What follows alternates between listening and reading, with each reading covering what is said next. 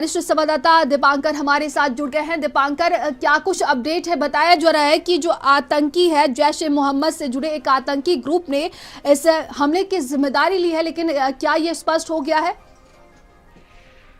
जी हाँ, देखिए, अक्सर देखा जाता है कि जब भी कोई इंसिडेंट होता है तो पहले क्लेम करने के लिए ये जो शैडो ग्रुप्स है सामने आते हैं, लेकिन हम आपको साफ करते चले, अभी तक की जो इन्वेस्टिगेशन है हम्म। वो किसी भी टेरर एंगल को क्लियर नहीं करती है। यहाँ तक कि जो हमारी पुलिस अधिकारियों से भारत समाचार की बात हुई है, उन्होंने भी साफ किया है कि ये एक्सप्लोसिव जो इसके अंदर था, पुलिस स्टेशन के अंदर, और बकायदा उसे सील करने की प्रक्रिया जो है वो चल रही थी। आपको याद होगा, यही नौगाम का पुलिस स्टेशन है जहां पर पहली एफआईआर जो है वो रजिस्टर की जाती है। और बताए सूत्रों के हवाले से ये खबर है कि फरीदाबाद से जो एक्सप्लोसिव है वो यहाँ पर लाया गया था, और उसके बाद बकायदा तहसीलदार को बुलाया जाता है, टेलर मास्टर को बुलाया जाता है, और तमाम जो लोग हैं जो जुड़े हुए हैं, पुलिस के अधिकारी वगैरह वहां पे मौजूद रहते, क्योंकि एक काफी बड़ा जखीरा था एक्सप्लोसिव का जिसे सील किया जाना था, और बकायदा तहसीलदार की स्टैंप लगती है ताकि कल कोर्ट में जब प्रोड्यूस हो तो ये दिया जाए। लेकिन उसी दौरान ये ब्लास्ट हो जाता है। टेरर एंगल कहीं से भी अभी सामने नहीं आ रहा है। हालांकि ये हम बताते चले कि पीएएफएफ, जो कि जैश ए मोहम्मद का एक शैडो विंग है, उन्होंने जरूर क्लेम किया है, लेकिन जो ग्राउंड पर हम मौजूद हैं और जो हमारे को इन्फॉर्मेशन मिल रही है वो ये है कि नायब तहसीलदार की इसमें दुखद मृत्यु हुई है।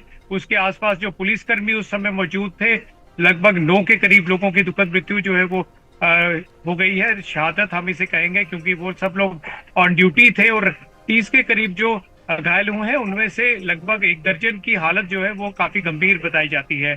सिचुएशन और मौके के बारे में एक्सप्लेन करते चले। जब आप श्रीनगर सिटी आते हैं, आउटस्कर्ट्स ऑफ श्रीनगर सिटी जो बाईपास रोड है, नौगाम पुलिस स्टेशन है, और वहां पे जब ये रात को 11:20-25 में ब्लास्ट हुआ तो जो नौगाम पुलिस स्टेशन के अंदर गाड़ियां थी वो भी एकदम से उड़ जाती हैं।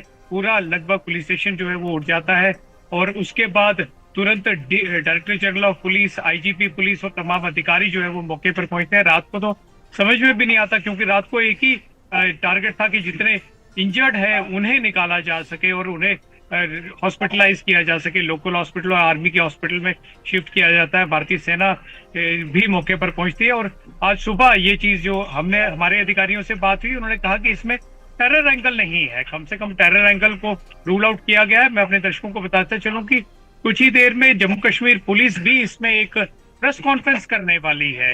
ये उम्मीद की जा रही है कि 10 बजे के करीब जम्मू कश्मीर पुलिस के जो सीनियर अधिकारी हैं, आईजीपी या डीजीपी लेवल के जो अधिकारी हैं, वो प्रेस कॉन्फ्रेंस करेंगे और सारी चीजों को क्लियर करेंगे, क्योंकि एक अपना क्लेम करने की जो होड़ है वो गलत मैसेज जो है वो दे रही है।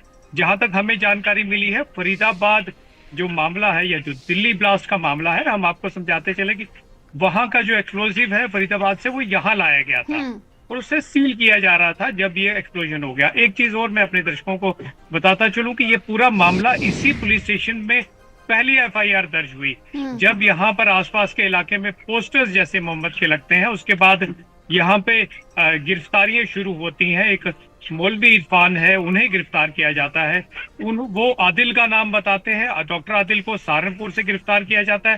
तो डॉक्टर आदिल बताते हैं कि जीएमसी अनंतनाग में उनके जो लॉकर है वहां पर अपनी राइफल वगैरह रखी हुई है और बाकी चीजें रखी हैं, वो नाम बताते हैं। डॉक्टर मुजम्मिल को इंडिकेट करते हैं। फरीदाबाद पहुंचाया जाता है। वहां पर उम्मीद से बहुत ज्यादा 2900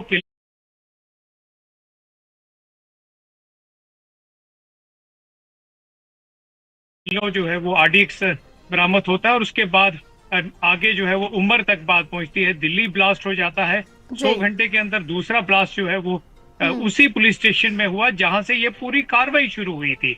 यानी कि ये पूरा आपस में रिलेटेड है, चाहे वो सहारनपुर में आदिल की अरेस्ट है, उमर का फिदाई मामला। और हम अपने दर्शकों को ये भी अपडेट देते चले कि बीते दिन कल सुबह ही उमर का जो घर था पुलवामा में, सिक्योरिटी फोर्सेस से पूरी तरह से उसे तबाह कर दिया, उसे निस्तो नाबूद कर दिया, उसे डिस्ट्रॉय कर दिया। ये एक अपना रूटीन प्रोसीजर होता है। आपने पहले भी देखा है कई आतंकियों के घर जो है वो डिस्ट्रॉय हुए हैं। बहरहाल आज जो अपडेट है वो ये है कि अभी तक तो ये जो जानकारी है इसमें टेरर एंगल नहीं है, नंबर 1। नंबर 2, जो अपने सीरियसली इंजर्ड है। 30 के करीब लोग, उनमें से 1 दर्जन के करीब ज्यादा सीरियसली इंजर्ड है। उनमें जी। पुलिसकर्मी भी शामिल है। एक नायब तहसीलदार की डेथ हो चुकी है। और 10 बजे के बाद जैसे ही प्रेस कॉन्फ्रेंस होगी, निश्चित तौर पर बहुत सारी चीजें जो है वो सामने आएगी। बिल्कुल, प्रेस कॉन्फ्रेंस में बहुत सारी चीजें सामने आएगी। और एसओपी की बात कर ली जाए तो क्या उसमें कुछ बदलाव करने के सुझाव दिए गए हैं, और जिन स्टेशनों